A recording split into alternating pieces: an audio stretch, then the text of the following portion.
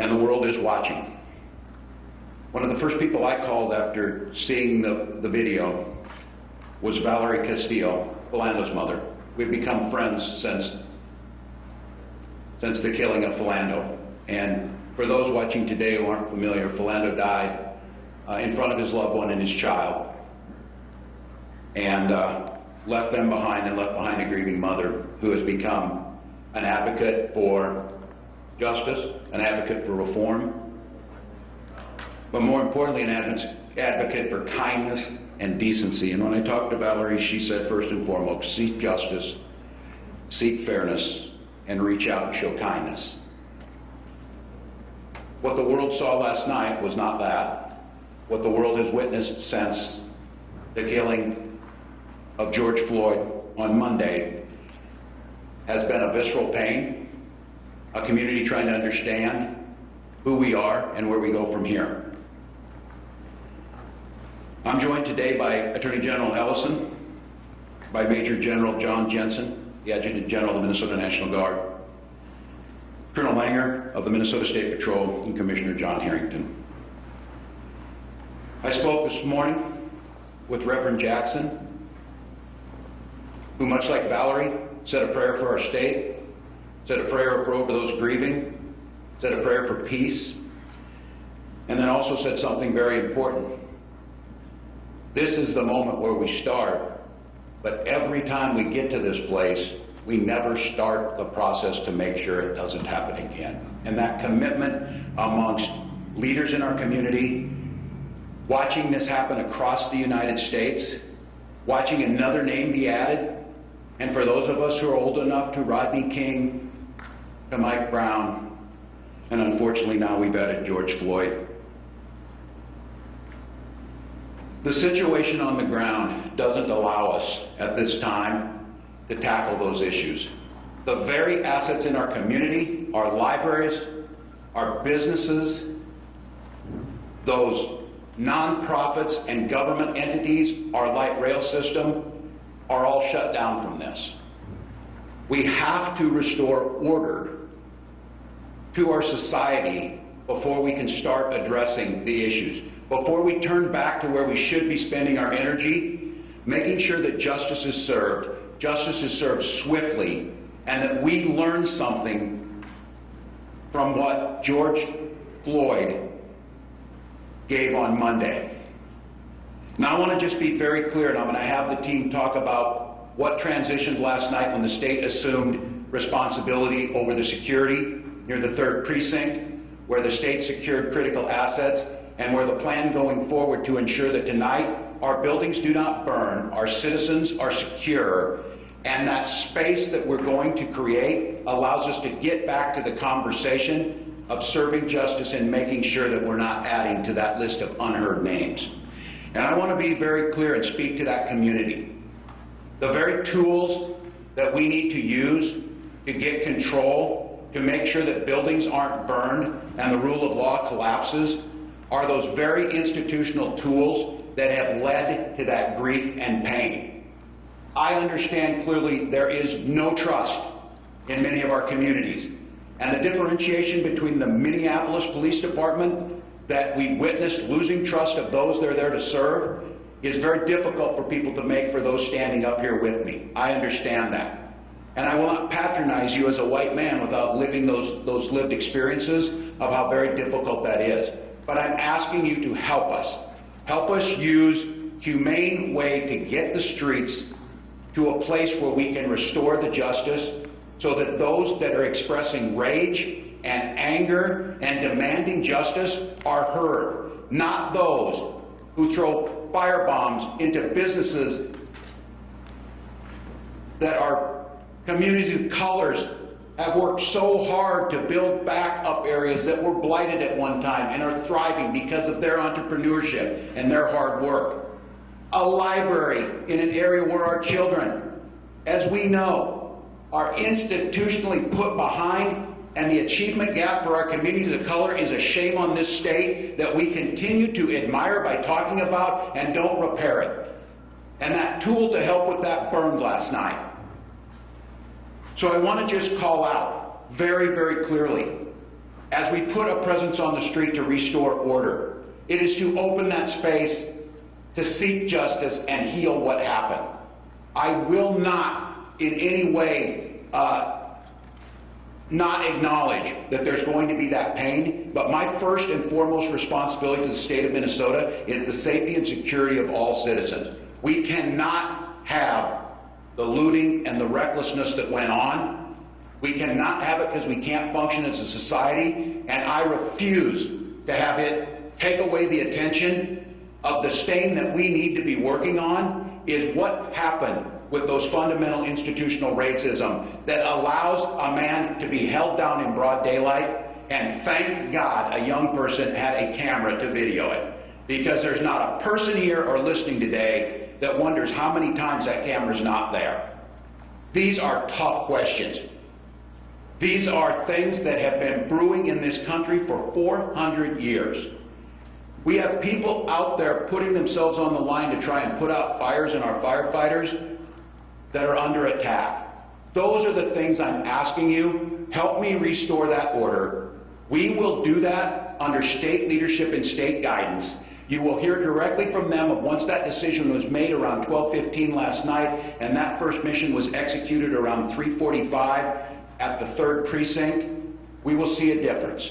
So I'm asking you, and you'll hear from them, to talk about this. I also want to think about what happens when we don't have that. People who are concerned about that police presence of an overly armed camp in their neighborhoods that is not seen in communities where children of people who look like me run to the police, others have to run from. So I understand that that's out there. But last night I got a call from a friend and a dedicated public servant. Senator Torres Ray called in her district, and it was on fire. And there weren't any police there. There weren't any firefighters. There was no social control, and her constituents were locked in their house wondering what they were going to do. That is an abject failure that cannot happen. We must restore that order to that. Senator Torres Ray has fought her whole life on these issues of inequities and making sure that people's voices are lifted up. But what she understands is none of us can lift those voices. None of us can tackle these problems if anarchy reigns on the street. I also want to address an issue, and this one is on me, and I will own it. Earlier this morning, when this mission was carried out under my direction to resecure the 3rd precinct, to do so in a manner which I am proud of how it was executed by this team, no injuries and no loss of life, a reestablishment to put the fires out for those businesses. A CNN reporter was arrested by the State Patrol. A few minutes after hearing that, I was on a call with CNN President Jeff Zucker, who demanded to know what happened. I take full responsibility. There is absolutely no reason something like this should happen. Calls were made immediately. This is a very public apology to that team. It should not happen. And I want to be clear for those of you listening. I think our Minnesota's reporters know this. I am a teacher by trade, and I have spent my time as governor highlighting the need to be as transparent as possible and have the press here. I failed you last night in that. And it does not escape me that we are here on the catalyst that lit this spark by what happened with a police detainment of George Floyd, and the idea that a reporter would have been taken while another police action was in play is inexcusable. So to CNN, to the CNN team, to the journalists here, this is about having a plan, and that's what these folks are going to talk about. This is about having an aggressive approach to understanding what the community needs, to not coming in heavy-handed with them, but to create space where the story can be told. In a situation like this, even if you're clearing an area, we have got to ensure that there is a safe spot for journalism to tell the story. The issue here is trust. The community that's down there that's terrorized by this, if they see a reporter being arrested, their assumption is because something's going to happen that they don't want to be seen. And so that is unacceptable. We will continue to strive to make sure that that accessibility is maintained, that not only that, the protection and security and safety of the journalists covering this is a top priority, not because it's a nice thing to do, because it is a key component of how we fix this. Sunshine, disinfectant, and seeing what's happening has to be done. So again, I appreciate President Zucker's call. I appreciate his understanding in a situation that he was rightfully incredibly angry, and that falls squarely on me. That apology has been issued, and I think going forward to make sure it doesn't happen again. It's time for us to clean our streets. It's time for us to execute today in a way that shows respect and dignity to communities. I'm going to ask for a lot of help today of those folks who want to see it. It is my expectation that justice for the officers involved in this will be swift, that it will come in a timely manner, that it will be fair. That is what we've asked for. I have been in contact with Hennepin County Attorney, and I am confident that those very things I just said will happen. We will continue at the BCA to do a fair, a full, and a swift gathering of all of the evidence involved. But I would reiterate again, for so many of us, not all that's done in every other case where all of that evidence is gathered before, and I would ask that the swift justice be carried out. So Minnesotans, your pain is real. The chapter that's been written this week is one of our darkest chapters, and we can choose a few things. We can choose to try and get past this. We can choose to put a force out there and stop things from happening. We can hope that in the midst of COVID-19 or something else, it passes by and we don't have to turn that mirror to look at the harsh reality of those underlying gaps, whether it be healthcare disparities, whether it be educational disparities in our communities of color, whether it be policing disparities in our community of color, whether it be wealth acquisition in our communities of color, are all very real. We pride ourselves on a state of openness. We pride ourselves on a state of being friendly. I've talked a lot about One Minnesota. That wasn't on display last night. I don't naively think everything heals and you come to the forefront and you say it'll be better. This is a community that demands and should expect more than words. They should expect results. Lieutenant Governor Flanagan and I have tried to make equity the center of everything we've done. But obviously in Minneapolis on Monday night, there wasn't a lot of equity for George Floyd. His family is probably wondering where the One Minnesota is for them. And that's on us as Minnesotans, us as the governor and the team that works with me, to put the things in order to establish order in our streets, to establish and rebuild trust in our communities, to lift those voices up, to be heard, not pleading for their lives, but demanding the changes necessary so no one else is put into that position. So I would like at this time to turn it over to Minnesota's Attorney General, Keith Ellison. Governor, thank you. Martin Luther King said many years ago that riot is the way that the unheard get heard.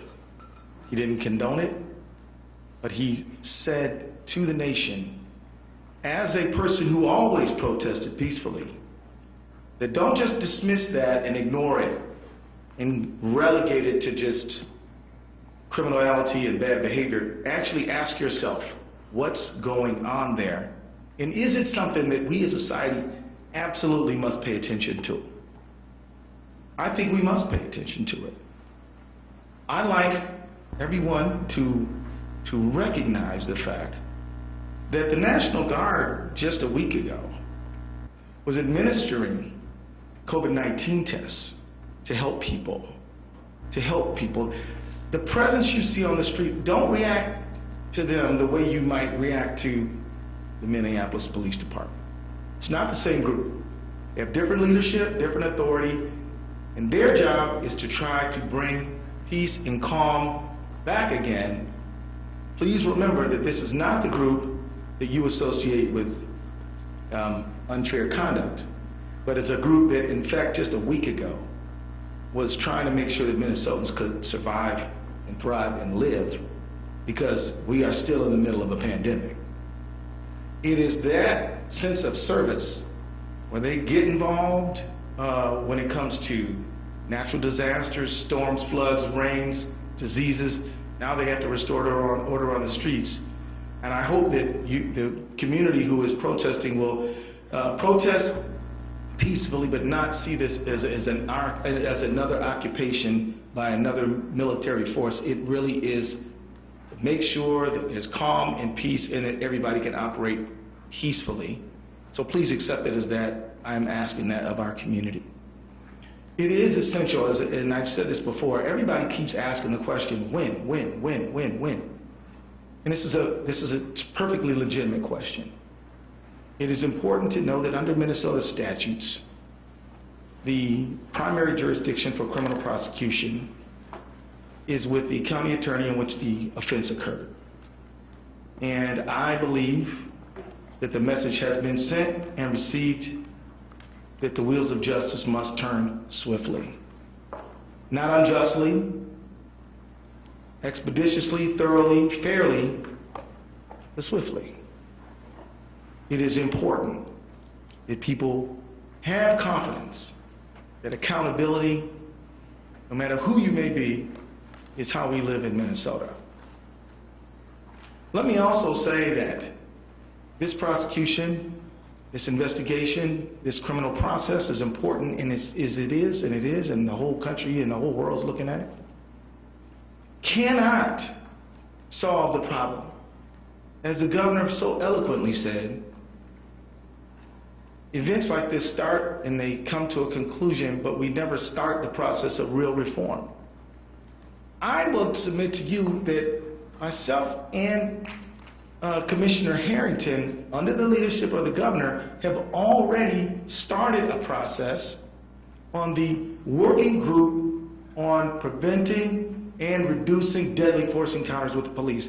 We have a report that we want attention from the legislature and the entire community on, to focus on that so that we can really get to the bottom of this when it comes to issues of use of force, when it comes to officer wellness, when it comes to community healing, and a whole range of training issues, all kinds of things that bear on this issue. And it's not just those things. I believe that the real work of our working group is the implementation of this, and that really begins in earnest now, and is more important now, I think, than ever. So I just want to, as I conclude my remarks, I want to say that we have to have a situation where Lake Street, a precious jewel of our state, is a place where Minnesotans can walk again, where businesses can be safe again. But I want to be clear that if the message was, this situation with Mr. Floyd is intolerable, absolutely unacceptable, and must change, that message has been sent and received as well. And the governor, myself, the lieutenant governor, all of us are committed to that long-term change. And I can tell you that I spoke with many legislators who feel the exact same way. People in the philanthropic community feel the exact same way. So I think we're going to do some real changing. We're not just going to fix the windows and sweep up the glass. We're going to fix the broken, shattered society that leaves so many people behind based on their historical legacy of being in bondage and servitude, then second-class citizenship, and now fraught with disparities from everything from incarceration to housing to wages to everything else. And so with that, I want to hand it over to General Jensen, Major General Jensen, who will further elaborate. Thank you very much.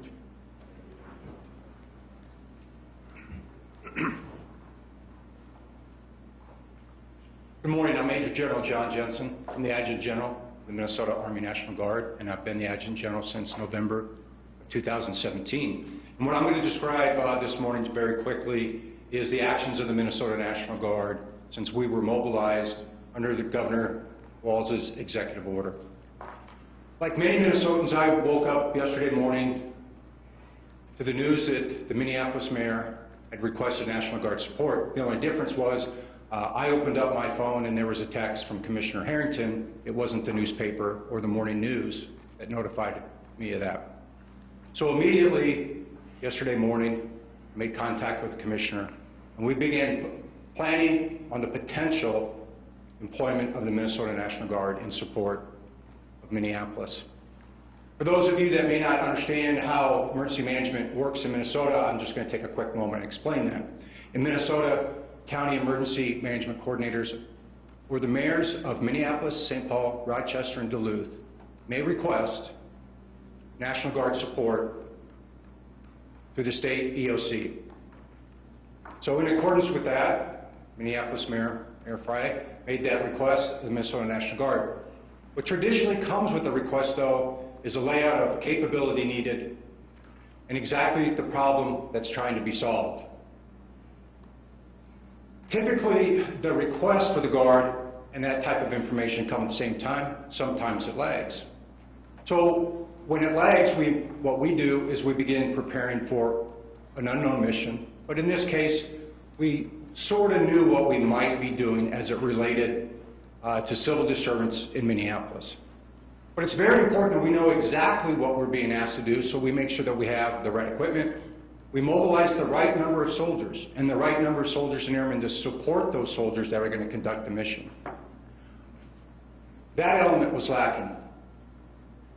But with the governor's decision to allow me to continue to plan, we began notifying soldiers early yesterday morning of a pending mission. Once we notified our soldiers, again with the governor's verbal approval, we began mustering our soldiers and moving them into the metro area, knowing that the most likely probability of employment was going to be Minneapolis. As we met as a senior team yesterday afternoon, the one topic that continued to be discussed was the lack of clarity and the lack of a mission and a description of what exactly the Minnesota National Guard needed to do. My concern to the governor was twofold. One, I didn't know what special equipment I might need to accomplish the mission. And two, I was very concerned about being asked to move to an unfamiliar area of Minneapolis under the cover of darkness. I wanted to get out when it was still daylight, where my soldiers and my airmen could become familiar with their terrain and familiar with their mission. We never got such mission assignment. We never got such mission description. Yesterday, we performed 4 missions in support of the governor's executive order. The first mission came from the governor directly. That came when we were notified of an immediate and pending threat to the state capitol. My immediate advice to the governor was to assign that mission to the Minnesota National Guard. And he agreed, with one caveat, and that is the State Patrol also wanted to support that mission. So in cooperation with the State Patrol, we began that mission. The second and third mission came together. It came from St. Paul. Specifically, it was to provide security of the Ramsey County Law Enforcement Center and the Minnesota Bureau of Criminal Apprehension. The key part of that security was to ensure that St. Paul police officers were not required to secure those facilities, and they were therefore relieved of that duty and able to respond throughout the city of St. Paul throughout the day. And then the last mission we did receive yesterday evening was an escort mission for the Minneapolis Fire Department. The concept of the operations that we would link up with the Minneapolis Police Department, and as they went into unsecure and dangerous areas, that we would secure the area so they could perform their life-saving and property-saving missions. And we continued to do those missions through the evening. As the governor indicated, about midnight this morning, the governor authorized a law and order mission into the 3rd Precinct, what we would call in the military a clear and security mission. So under the leadership of the State Patrol, And the Department of Public Safety, the Minnesota National Guard, was assigned a task and a mission in support of the State Patrol. We would follow the State Patrol, and we would help secure the area that they cleared. Our soldiers remain in that area as I speak now, still on that mission, still securing that location. So people and MnDOT can come in and begin the cleanup of that area. Now,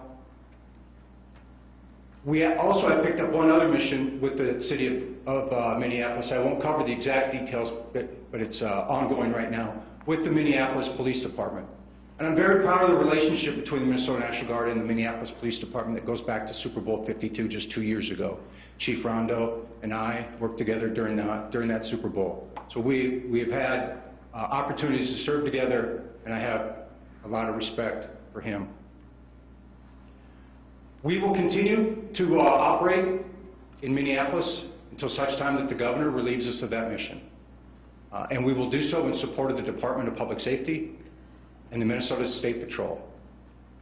So that's just a little bit of background of what the Minnesota National Guard did since yesterday morning when we first notified of a possible deployment, through the deployment and through our mission set last night and then early this morning. My recommendation this morning to the governor was that I continue to do the state capitol mission and that I continue to do the mission in support of the Minneapolis Fire Department. I believe both of those are very critical mission, both to the state and to Minneapolis. And then we'll conduct follow-on missions, again, in support of the Minnesota State Patrol and the Department of Public Safety. So at this time, I'd like to introduce the Commissioner of the Department of Public Safety, Commissioner John Harrington. Good morning. My name is John Harrington. I'm the Commissioner of the Department of Public Safety. Governor Walz tasked me to prepare options and capacities and capabilities to respond to the civil unrest, protests, but more importantly and really more directly to the unlawful behavior of the arsonists, the thieves, the burglars, the vandals who were tearing apart the city of Minneapolis.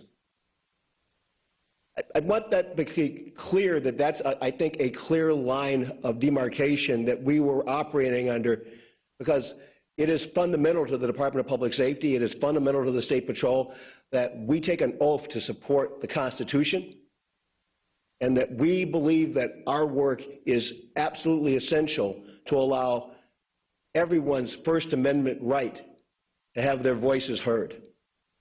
We were not deployed, and we have not been deployed, and we will not be deployed to stifle free speech. But we will not and cannot allow unlawful, dangerous behavior to continue. I am particularly proud of our relationship with both the Minnesota National Guard, Commissioner Stroman from the Department of Natural Resources, and Colonel Langer, who works for the Department of Public Safety as the Colonel for the Minnesota State Patrol. We called and they came. And literally it was that, it doesn't make it much more complicated than that. I said, I'm going to need you, and I'm going to need you here in the city, and I may need you for 2 or 3 days, and I may need you longer than that, and I can't tell you what I'm going to need you to do yet, but I know I need you. And they came. They began preparing readiness to be able to move folks from all over the state of Minnesota, literally from miles and miles away, to come to the metro area to be prepared to help us keep the peace. Over the course of the day, I met with my counterparts in Minneapolis and St. Paul, Chief Arredondo and Chief Axtell, to talk about what missions they needed the state to help them fulfill. The Department of Public Safety at that point was calling to say, we are here to support you, we are your partners. Tell us what you need and we will backfill, we will fill in the gaps. Tell us what you need for resources and we will help you get it. And we did get some very specific missions, and in other cases, we got no real mission at all. And in the absence of a real mission, we began to identify where the critical needs were. We tasked the State Patrol, we tasked DNR, we tasked the Minnesota National Guard to meet specific missions that we were requested to do. But we also tasked them with being flexible because we knew that if things continued to devolve, that we might need to pivot and we might need to shift from a static post of guarding critical infrastructure to a fast-moving operational approach of restoring order. About midnight last night, I was party to a call where that pivot had to be made, where the mayor of Minneapolis called and said they had no more resources and they were not able to meet the public safety needs and control the behaviors that were occurring on Lake Street. They had lost the 3rd Precinct. There was concerns about a gas main, and there was concerns about continued looting and fires burning throughout the city of Minneapolis. And different than our first night, I had comparable concerns of looting and fires being set in the city of St. Paul, and so we had to divide our resources to meet the needs of both of the Twin Cities. The task the governor gave me was pretty simple, actually. It was to pull together a team that could go in, keep the peace, protect people, protect them, protect their safety, protect their lives, protect their liberty, and to protect property that was being burned up literally every minute that we delayed. The Hennepin County Sheriff was one of my first calls, and Sheriff Hutchinson immediately moved into action to give us support. We already had DNR, we already had State Patrol, we already had Minnesota National Guard. We had it available, but we hadn't tasked them with what we needed to do yet, and we had to create a plan. The U of M Police Chief, Matt Clark, offered support. Eddie Frizzell, the Chief of Police for Metro Transit, offered support. And with that team together, we put together a 250 ballpark cadre team to go in and restore order on Lake Street. We created a mission. It was very specific. I am a mission-driven person. We talked about the fact that we were going to be respectful of people's rights, that we were going to keep the peace and make people safe, and that we were going to follow our training and protocols by making a public announcement that they needed to clear the streets, and that if they didn't clear the streets, arrests were imminent. We made those announcements. We made those announcements repeatedly so that no one would be confused about what our intent was or what we were there to do. And then, having made our announcements, we began to move to clear those streets. I will tell you that the vast majority of the great people of Minnesota and the great people of Minneapolis who are still having their guts ripped out about the Lloyd murder, and we'll call it a murder, that's what it looked like to me. I don't want to prejudice this from a criminal perspective, but I'm just calling it what I see at that point. They weren't the people that were out there on the streets at 3 o'clock in the morning when we arrived on Lake Street. The people that were out there on Lake Street at 3 o'clock in the morning weren't the good people of Minnesota. They weren't the good people of Minneapolis. They weren't the people that wanted to mourn the lossing of a friend and a relative and a neighbor. And when they saw the National Guard, Minnesota State Patrol, and this cadre, this team moving down the street, the vast majority of them did what we thought they would do. They left. There were a few that decided not to leave. That was a choice that they get to make, but we had advised them what that choice would result in. And we took action to respectfully and carefully take folks into custody as was necessary. And it was a very limited and very structured and extremely disciplined approach to making those arrests. I'm very proud of the fact that despite what you've seen over the last few days of gas and canisters and foggers, almost no chemical agent was necessary to be used last night. We did it the old-fashioned way. Command presence, a uniform presence, and a clear intent to keep the peace, restore order, and to keep people safe. My task today is a little different. Having accomplished that mission, and I think we've secured those streets, and I appreciate the fact that I've right now got National Guard folks still holding that ground that we took last night. We need to keep that ground, and we need to prepare for what may come today.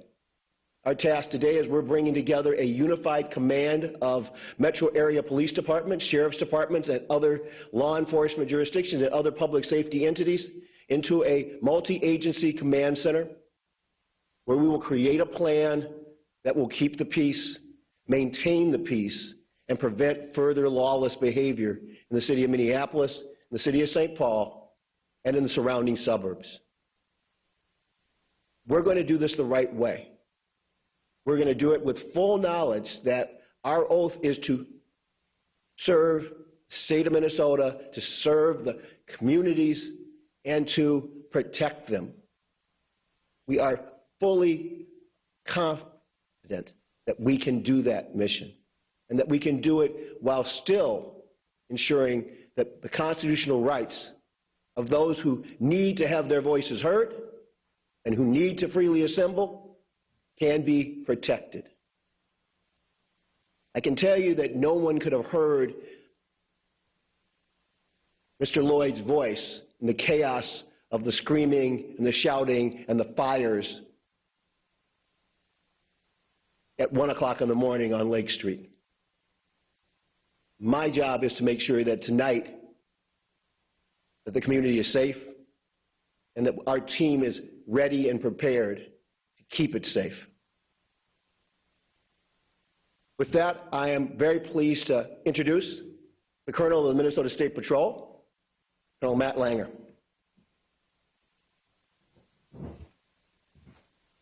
Well, thank you, Commissioner. My name is Matt Langer, and I have the honor and privilege of serving as Chief of the Minnesota State Patrol. I don't need to rehash what the Commissioner went through in terms of the detail that he provided on the role of the Minnesota State Patrol as it pertains to the city of Minneapolis this week.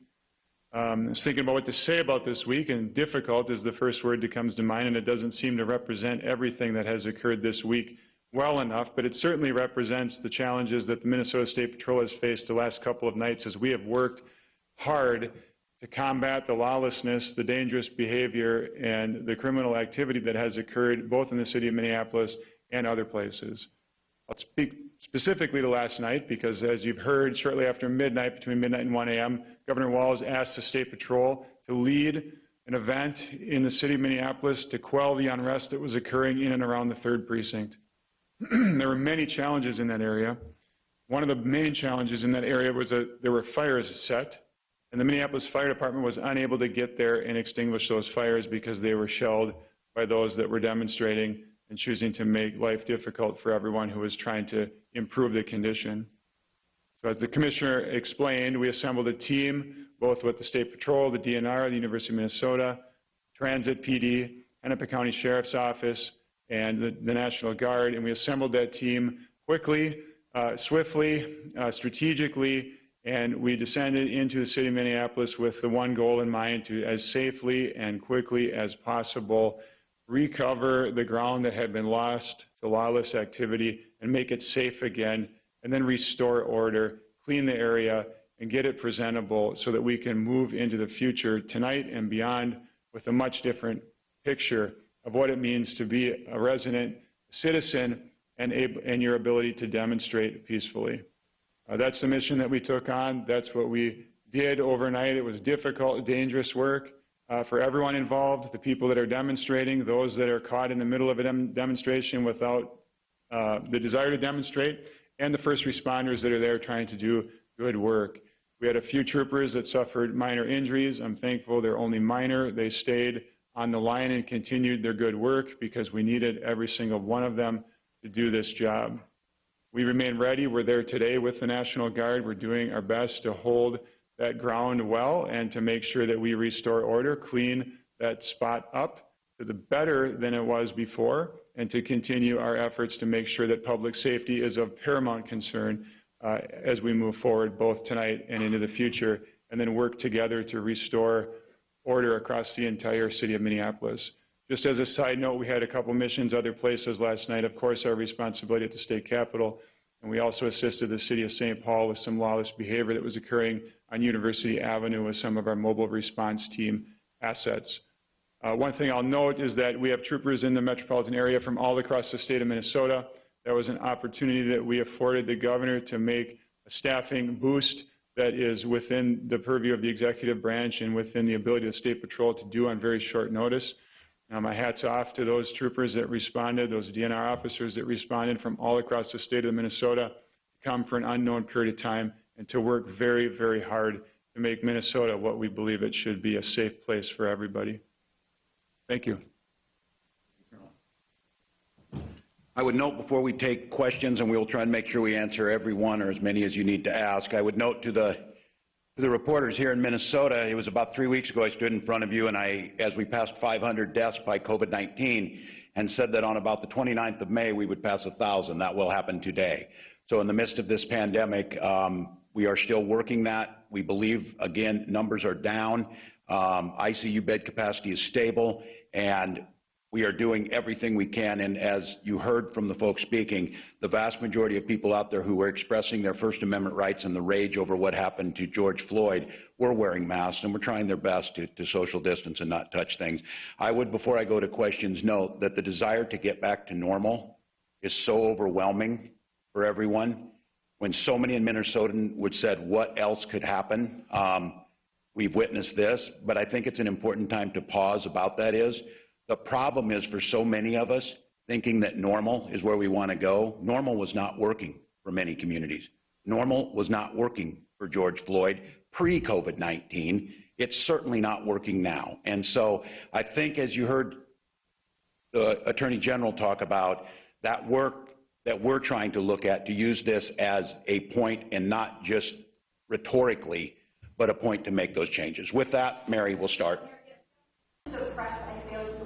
What about the public? The public did not see you, hear you. You did not address the public the last 2 nights. Well, I certainly don't think it's important to be on TV. I think what you expected me to do is to be there is we were in a support role as state law shows.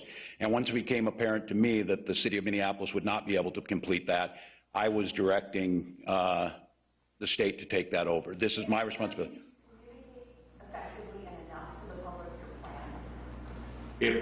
Well, I think obviously if you think I didn't, that's probably the case as a reporter. But I think in the moment of making sure, as those decisions were being made, and that we were staying in the lane that we were asked to support this, and as it deteriorated, it was at 12:05. There was a decision last night that we made is to come in front of you at that time, because that was the transition point, because what you're seeing now is the state is the lead element now, starting at 12:05 last night and those first missions that were carried out.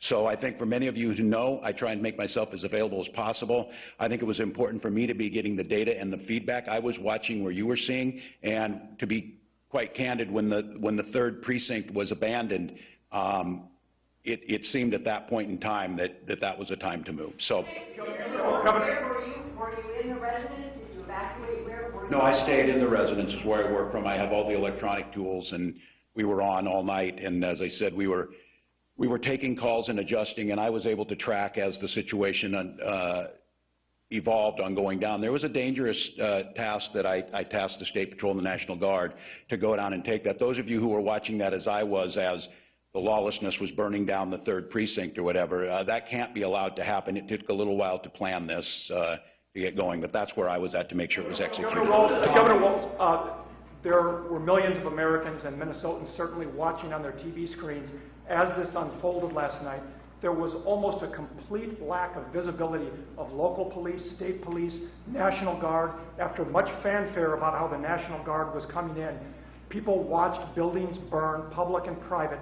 How could there not have been a clear mission for the National Guard when they were called in and you knew things were going to happen last night? Yeah, I will let my leadership come back up there. You're absolutely right, and I think that speaks to itself that by shortly after 10 o'clock, it became apparent that that structure would go. The way this works is the mayors ask and they take charge and lead on the missions.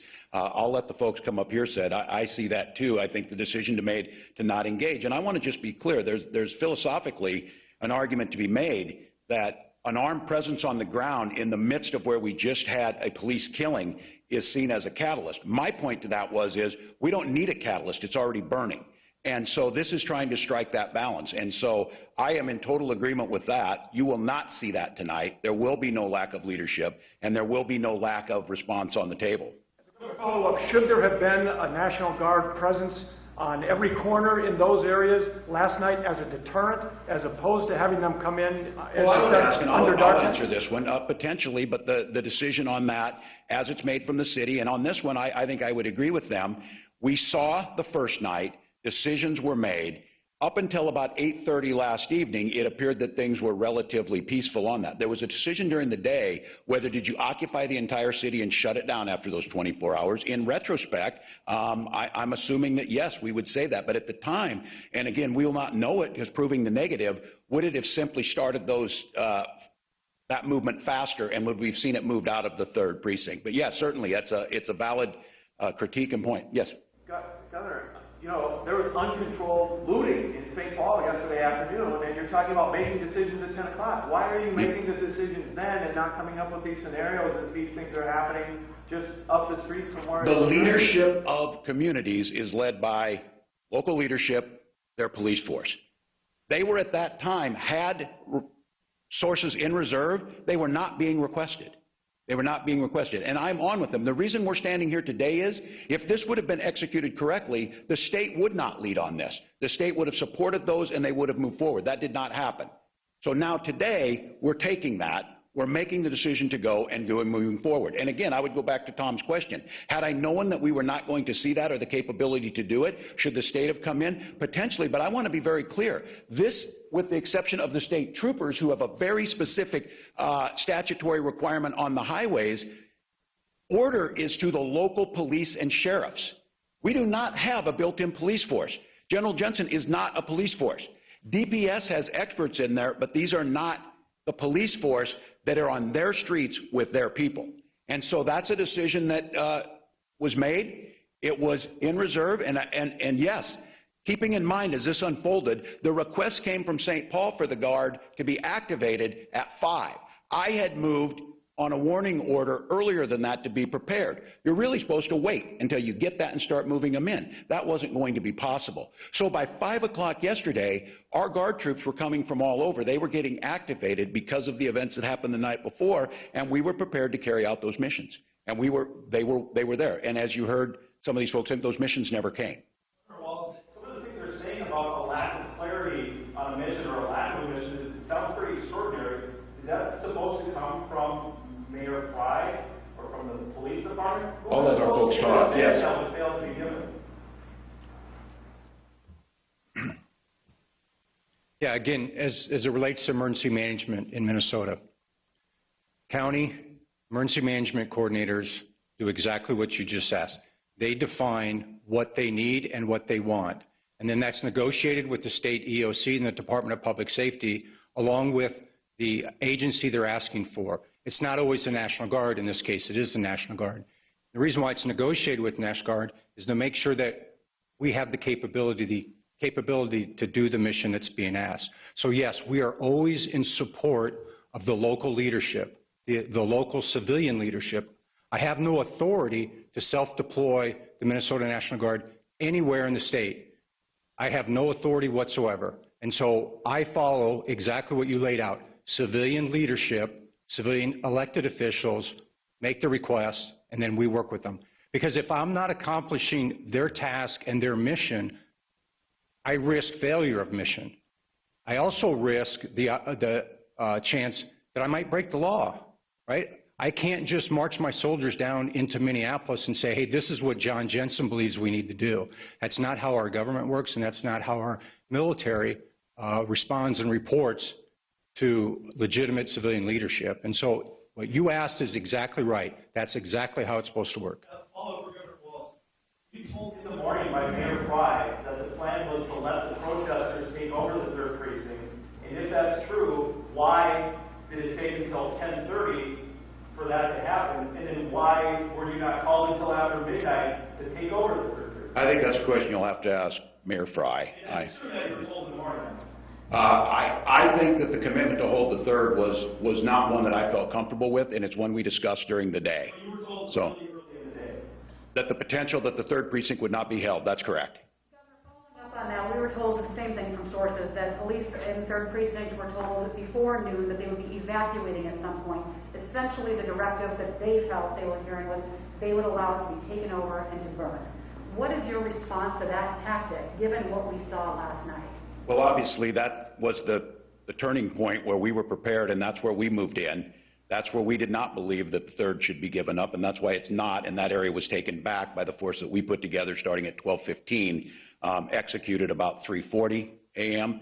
I simply think that I'm like all of you watching it, you can't have civil order deteriorate, and then you have to make a calculated decision about, does force going in there escalate it? Does it stop it? Does it endanger civilians and the force going in there?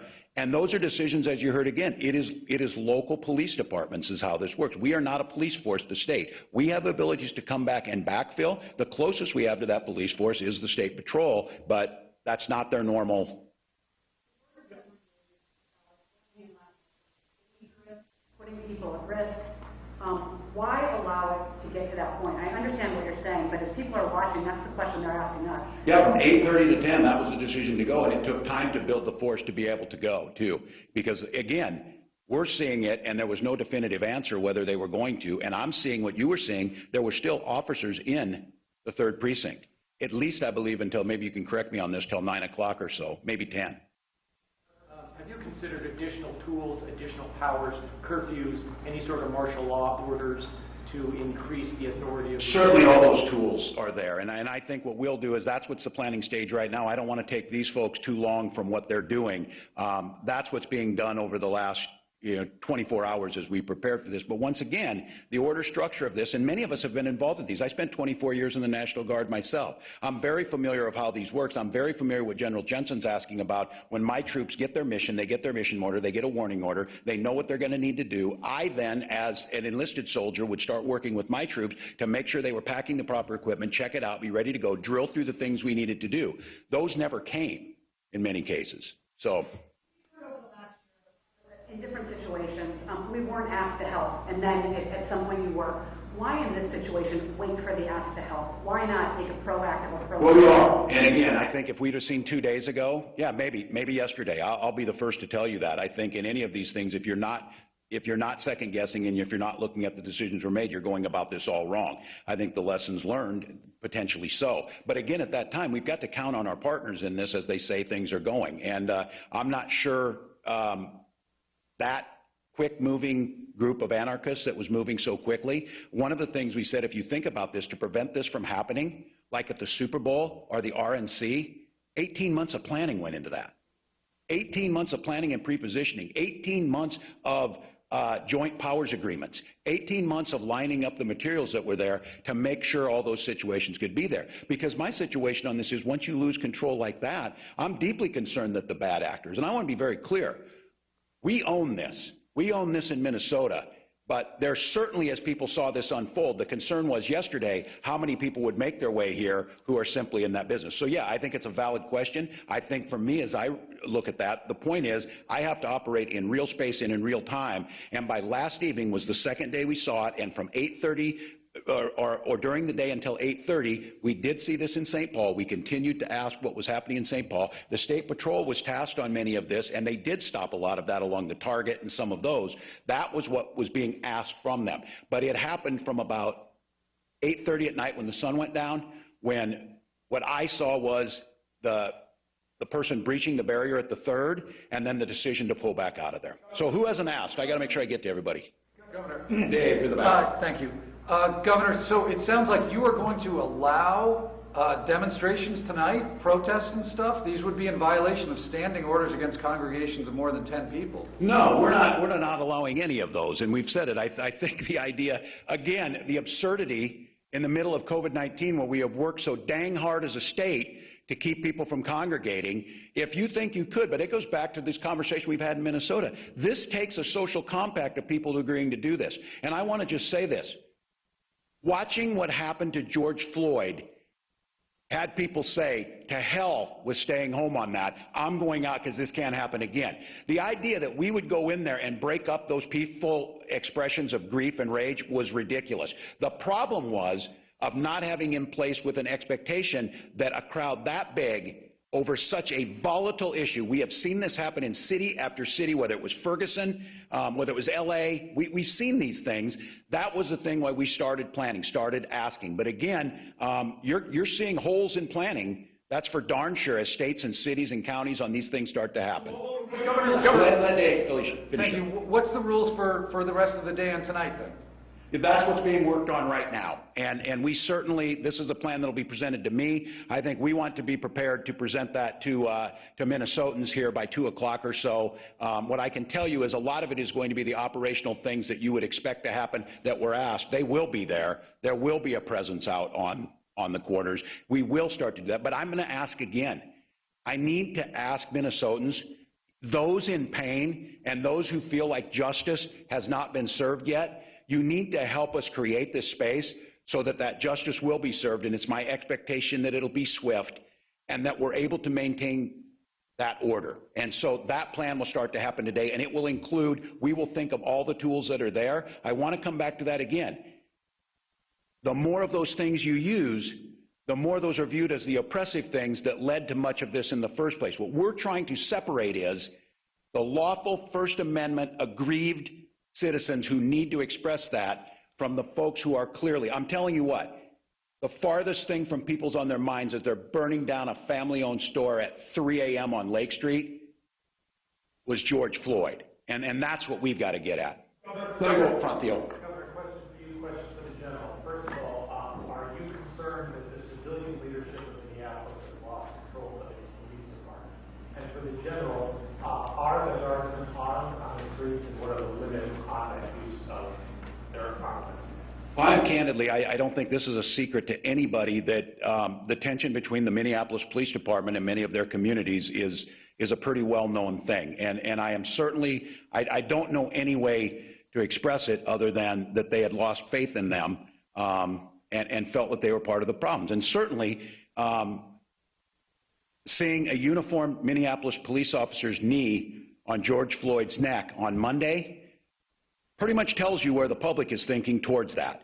So I don't think you could think it was a mistake of who was leading that down there and that it changed the tone that was there. So I am concerned. I think it would be disingenuous. I know this is painful. This is hard. There is going to be recriminations. There's going to be going back and looking at this, as there should be. My top priority now is the immediate security to make sure that what happened the last 48 hours does not happen tonight. The state of Minnesota has assumed that responsibility. I don't think it's going to be easy, because this whole whack-a-mole thing, and these folks are really good at what they were trying to do on causing destruction. The way we're able to stop it is employ these tools with the support of the public to make sure we isolate these folks. And again, as Commissioner Harrington said, the idea that you think you can firebomb a building and not be arrested and spend serious time in jail, I understand that. But the idea that we don't want to make people who are out there still asking, what about George Floyd? What happened to those people? What happened to the people who did this? That got lost in 48 hours of anarchy. That's what we're going to put again. We saw 3 television journalists get arrested early this morning on live television. Can you or anyone up there tell me how many looters and arsonists have been arrested over the past 2 days in the Twin Cities? I'm going to use this as an opportunity again. As I said, Tom, I am deeply apologetic that this happened. I understand that the community would believe if this were targeted. As I told Jeff Zucker, the president of CNN, I don't care at this point what the circumstance was, why they got arrested. It is wrong. It is unacceptable, and we needed to correct it. As far as others, who can answer? Yeah, how many? Anybody been charged or arrested? Yes, both St. Paul and State Patrol and others have made arrests on burglary, arson charges. I believe arson charges. I know burglary for sure. that they have been arrested. There has been stops. There has been, in fact, folks incarcerated. I do not know if they've been charged yet or not, because I think most of them were done in the last 24 hours. Yes, it's breaking into the grocery stores, breaking into the Targets, breaking into the Walgreens. The pharmacies have been just decimated with folks we believe who are seeking OxyContin and other opioids out of the pharmacy stock. And so we've been chasing that around, as well as chasing the folks that have been setting fires. So yes, there have been arrests made, and there will be more arrests made. Say again? Any idea of a number? I will get you a number. I don't have that. I'd asked both Minneapolis, St. Paul, and my other folks that were part of our unified command to get me information by 10 o'clock or 11 o'clock this morning. I have not received it yet, but I'm hopeful to have a sit rep from the last 24 hours, and we'll get that to you as soon as I get it. Governor, I have to ask you your reaction to President Trump's tweets from last night in relation to Minnesota and what he said. Well, it's not helpful. I did speak to the president last evening. At that point in time, it was in the process of where I said we were going to assume control of this, that it was unnecessary. I did not know he was going to tweet. He certainly can. It's just not helpful. It's not helpful. The city of Minneapolis is doing everything they can. If mistakes are made and there's an accountability, we need to do that. But in the moment where we're at, in a moment that is so volatile, anything we do to add fuel to that fire is really, really challenging. So as I said, I spoke to the president. He pledged his support of anything we need in terms of supplies to get to us. There's a way to do this without inflaming. And again, this one is so difficult. As I said again, the tools of restoring order are viewed by so many as the things that have oppressed and started this problem in the first place. So it would just be more helpful at this point in time. We may, if we need support from them, it's certainly appropriate that we will ask. But at this point in time, I'm confident that the plan we put together today to restore this order. So, Brian? Need to be seen at the Minneapolis Police Department. What kind of culture changes? Should there be more requirements on where officers live? Or should they live in the communities that they police? I don't know. I think maybe this is Commissioner Harrington and Attorney General Ellison. When we first came into office last year, this was one of the things we wanted. And I said this, as a governor, the nightmare scenario of having a police-involved shooting, or as any elected official, is one. So they started working this. I think I'll hear from Attorney General. Well, Governor, thank you. I think this really is the time to start talking about how we do meaningful, deep dive reform. We took a year to grab in a number of people from diverse interests in the community. We had people from the community, from the civil rights community. We had law enforcement there. We had law enforcement from across the state. We met for about a year. We had a professional assistance from the group that guided the 21st century policing process that President Obama started, and we came up with a number of key recommendations. We will get that report to you. We hope you write about it, but this supercharges the need for the effort. There was just a few recommendations, well, a few observations and a few recommendations. One observation is, a lot of the deadly force encounters that occur in our state are not concentrated in the Twin Cities. In fact, a majority of them were in greater Minnesota, although many were in the Twin Cities. Half of them were people in a mental health crisis. We talked about a number of things. We talked about officer wellness. Officers dealing from crisis to crisis to crisis need to be able to check in, get right before they go back and engage the public. We talked about changing and reviewing the use of force standard. We talked about making the sanctity of life an essential principle, which Mayor Hodges did when she was the mayor. We made the duty to intervene. We're recommending that be essential, meaning if you're a police officer, you see a fellow officer doing something wrong, you cannot just say, it's not me, you've got to do something about it. We came up with a number of other principles that I think are really helpful, very useful, involving training, reform at the post board, and a number of things. And I think that now there's a need to further the effort. I will say that I think that looking at systemic pattern and practice problems in Minneapolis Police Department is an appropriate conversation at this time.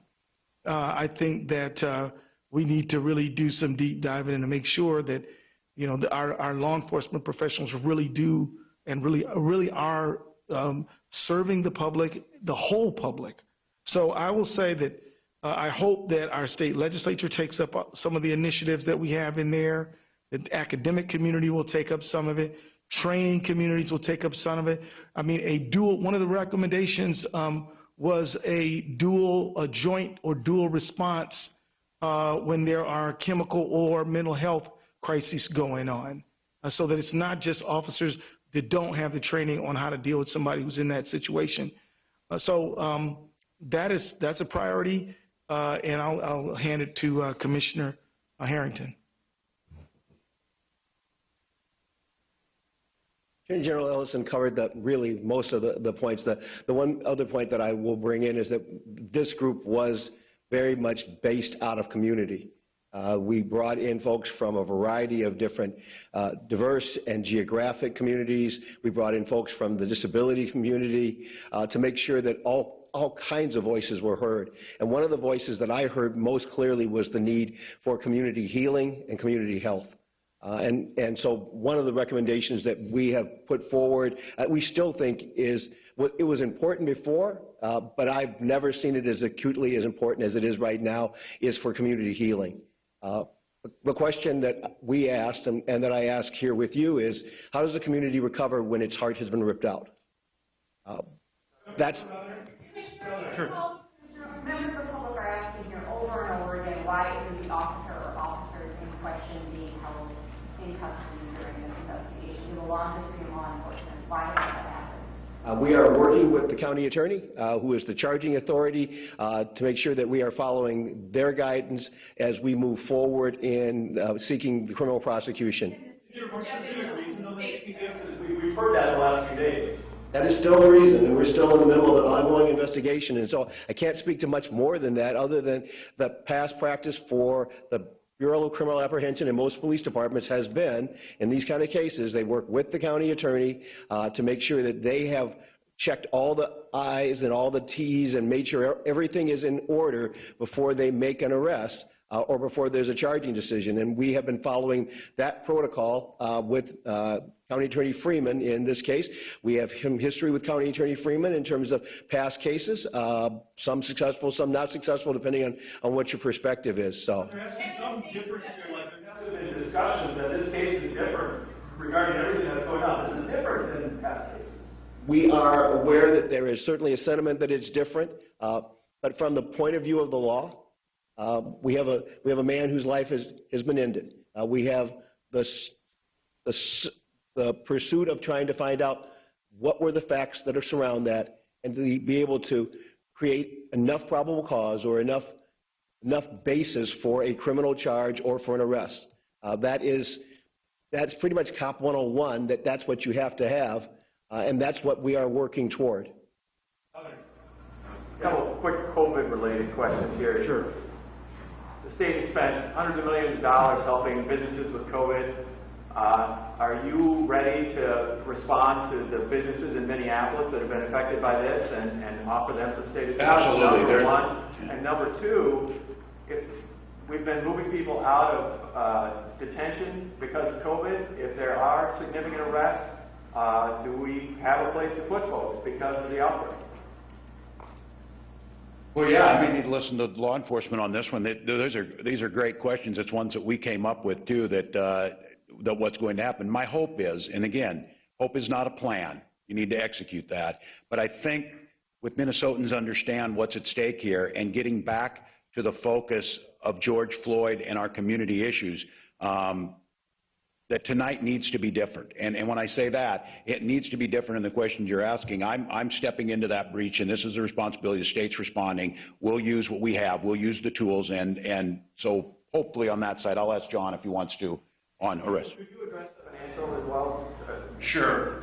I think this is certainly something we still did not finish our work in the regular session. I think we're coming back on the 12th probably, and working with the legislature. I think there's a great desire to figure out how to do this. The tragedy of this, as I said again, is a community that felt this tragedy, a community that believes that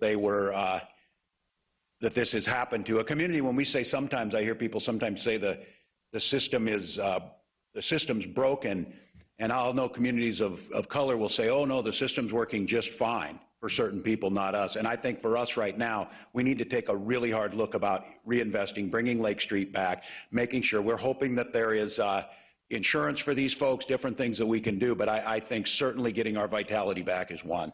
One thing that I heard earlier, I think you get my question answered from earlier from the Major General in regards to our National Guardsmen on the streets. Oh yeah, good. And what are the limits to using them? We'll come back. So the first question, are they armed? Yes, they are currently armed. A little background on that. Yesterday afternoon, we received what I assessed as a credible threat specifically to the Minnesota National Guard. That credible threat was made available to us by the FBI. I shared that with Governor Walz along with my recommendation that I felt as though it was a credible threat, and as a result that we should arm the Minnesota National Guard. Governor Walz concurred with me and authorized me to arm the Minnesota National Guard. Now, what are the limits of their use of force? We traditionally don't talk about the use of force because it's an operational issue, but I will tell you this. Our Guardsmen maintain the right to self-defense. And I think that's where I'm going to leave it as it relates to the use of force for the Minnesota National Guard. Thank you. Governor, I think I heard General Jensen and Colonel Langer talk about protecting the state capitol. Were they referring to the state capitol building, and are you concerned that that building needs to be protected? And then as a follow-up, when will you make a decision on a curfew for tonight? Hopefully around 2 o'clock, Tom. I'll give you that so you know. Give us a little bit of time as they're finalizing on this, but I think that's one of the questions. Yes, and we had brought up the Capitol building before of that. These very symbolic targets that people had talked about, the folks who had, some of it was online. You saw the thing that came in. That's the one request that I made of the National Guard, and the mission that I'm asking for specifically on our troops that came in. Before the cities needed to ask for what they needed was the preservation of the Capitol and the Capitol grounds. And so that will still maintain, that will still be in force. They'll be guarding the building physically? They are, and they have been. Yeah, that's exactly right. Governor Walz, last time Mayor Carr made a claim that he believes the agitators are not from Minneapolis or St. Paul. Is there any evidence to that? And if so, who are these people and where are they coming from? Or do we believe that most of the people that are burning down buildings and so forth are Minneapolis and St. Paul? Yeah, I certainly think, and I'm not going to speculate, we'd ask them. I think probably the assumption is there's folks that come in, but as I said earlier, we need to make sure that we own this. The thing that sparked this is a homegrown Minnesota thing. The event that sparked it. Do you think, though, that most of the problems are not residents? No, I don't know that. I think.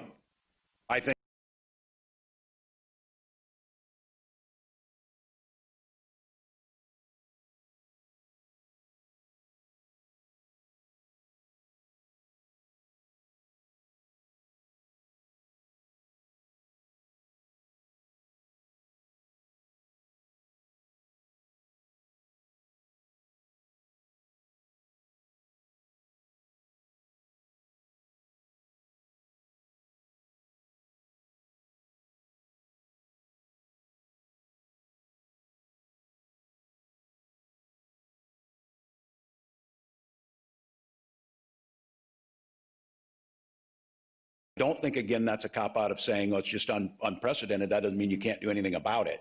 But I think they're responding accordingly. I think we're learning a lot. As I said, these situations were planned for at the RNC in 18 months of planning and hundreds of millions of dollars.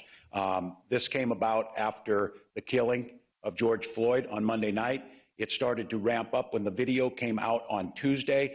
It accelerated into Wednesday and Thursday, and here we sat. I'll go back to Peter. Just to follow up on what you said earlier about charges and arrests. I think what people don't understand is the difference between two types of crimes. Meaning, Mr. Floyd is not going to be released on the street pending an investigation and subsequent charges. Why, if you have seen what you have concluded from your eyes to be a murder, isn't someone arrested pending the completion of an investigation and pending charges, you do have the authority to arrest and hold pending charges. Typically, in a situation where you have actually witnessed a crime and you are immediately able to apprehend the suspect, it would be not unusual to have made an arrest, brought that person in, and then offered to the county attorney what you were able to cobble together in terms of information to seek a criminal charge. If there was no criminal charge because you did not have sufficient information, then the person is released pending further investigation. In this case, because there was a lag time between when the event occurred, when the video came out, and when BCA was then brought into this, there was not that same immediacy. And so a criminal investigation was initiated by the BCA very quickly, working in coordination with Amy Sweezy from the Hennepin County Attorney's Office to follow the protocols that County Attorney Freeman has outlined that he wants us to follow in terms of an officer-involved death case. So we are following the protocols that were established. We continue to follow those protocols. We continue to meet with the county attorney. We continue to meet with the FBI and with the U.S. attorney as we continue to seek justice and to seek what can we do and what are we allowed to do in bringing this case to a conclusion. Question for General Jensen. Quick one. Do the guardsmen have authority to arrest and detain? No, we do not have that authority. That's why typically in our missions we'll always have a law enforcement officer with us. So we have that support immediately available, but no, we don't. Well, we have one time for one more question. Senator, you've talked a lot about aspirations and plans here. Can you stand here right now and assure Minnesotans that we're not going to see a repeat of the unrest last night, tonight, or for the rest of the weekend? I can't assure you, but the responsibility to ensure it doesn't happen falls upon me, and I will do everything in my power to do that. As I said, I spent myself 24 years in the National Guard. I'm surrounded by good people. We're pulling the assets in. I'm going to need the help of Minnesotans, like we do on a lot of this. I'm going to need folks to cooperate to get this through. I want to acknowledge again that pain that people are feeling, the need to get justice. I'm just going to respond to Peter's question too on this, Peter, because it was an excellent question, asking about the charges and things. For those of you who don't, I am not an attorney. I listen to them, and they're very concerned that the governor has to be very careful about what they say about prejudice in case. We want to make sure everybody gets justice, it gets done. But the questions that Minnesotans and the outrage they're feeling, I'm feeling them. It is taking all of my willpower to maintain that point of being asked. But the way I'm able to get them justice is by making sure that I put things in place that civil order is maintained, that we make it clear that there is an expectation that justice is moved forward. And as Attorney General Ellison says, this is a point in time that we cannot forget. Cannot forget George. We cannot forget the aftermath of this as if we would, but we have to get back to that point of what caused this all to happen and start working on that. So the anger and the frustration and the wondering why this is a community that year after year, decade after decade, and generation after generation hears this. So right now, I know there's a lot of folks out there listening that their answer should be, I'll believe it when I see it. I'll believe it when justice is carried out. I'll believe it when equity actually means something. I'll believe it when the policies change. I'll believe it when my child gets the same education as your child and that color didn't matter. So I get it right now. We're asking an awful lot to be based on faith, and that has not panned out. But I do want to say, this is a state that I think we are coming to grips with the good that we have and that's not there, but it's always been about trying to strive to be better, trying to do more. I'm not trying to sugarcoat this. Just much like COVID-19, I've had to stand in front of you and tell you that it's going to get worse before it gets better. This is not going to be an easy journey. But the one thing that we have to ensure that civil order is maintained so those changes we want to see. None of us can live in a society where roving bands go unchecked and do what they want to do, ruin property. and that the expectation is, where are the police? Where are the police? And this is the conundrum. Where are the police in the first place got us in this situation Monday night, and where are the police last night is it. And I heard from numerous people, I'm super nervous about the National Guard being brought in there. It's a flashpoint. This is a community. I understand that. I heard from some of those same people at 2 o'clock with a different tone. Where's the National Guard? Where is the National Guard? So over these next 24 to 48 hours, work with us to get the situation controlled. And I want to talk to those mayors who are up 24/7 in Minneapolis and St. Paul. It's not about calling out someone on lack of leadership. It's about an issue as it developed and all of us figuring out how we get there. This is volatile. This has been building for decades. This flashpoint came to us, and now what are we going to do about it? And it happened in the middle of an unprecedented global pandemic. So it gives us a chance. We're going to get to pick our paths very quickly here. How are we going to be seen by the world in the coming days? How are we going to be seen after that? How are we going to respond to one another? And then what are we going to do about it? And again, if I were everybody in these communities listening, I'd say, well, I'm going to believe it when I see it. So the first task at hand is get civil control back, get justice moving quickly and fairly, and start talking about together, how do we rebuild? How do we rebuild trust in the police? How do we rebuild those stores? How do we rebuild a society? How do we send that face to the world that sees us for so many positive things, but we need to recognize this is what they're seeing. And we need to take a hard look and figure out how do we change that. So I want to thank you all. Again, I'm going to close because of the importance I've said with the press. Deepest apologies to the reporters that were out there. Expectations that again, that cannot happen. We will do our best today, and I would ask all of you, as the ongoing mission to make sure that we have peace and security today is making sure that that story is told. I'm asking our team to make sure that press credentials, the ability to move you and protect you safely needs to be out there so this is covered. Please let us know quickly on that. Please make sure that that's happening. Please show the world everything that's happening here through that lens of professional journalists who ask the questions you're asking.